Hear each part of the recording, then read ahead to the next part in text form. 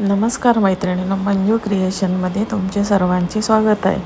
तर आज तुम्हाला मी बुंदी रायता ही रेसिपी दाखवणार आहे. चला तर मग आपण आता ही बुंदी रायता कशी करायची हे मी तुम्हाला दाखवते.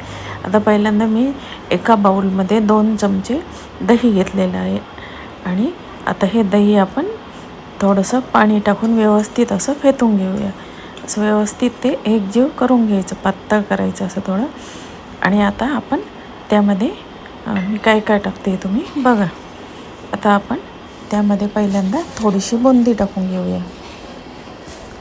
आता मी थोडंच बुंदी रायतं बनवत आहे, एका व्यक्तीसाठीच बनवत आहे, त्यामुळे मी क्वांटिटी थोडी केलेली आहे. आणि आता त्यामध्ये मी बुंदी टाकून घेतलेली आहे. आता आपण त्यामध्ये कोणते कोणते मसाले टाकायचे हे बघूया. त्यामध्ये मी लाल मिरची पावडर, काळं मीठ आणि चाट मसाला आणि थोडं साधं मीठ, काळं मीठ, चाट मसाला, लाल मिरची पावडर आणि आपलं रोज वापरतो ते मीठ.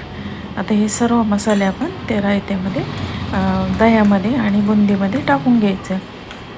आणि बघा, अगदी 2 मिनटामध्ये, जेवायला बसायच्या आधी 2 मिनटामध्ये आपलं हे बुंदी रायता तयार होतं आणि टेस्टलाही खूप छान लागते.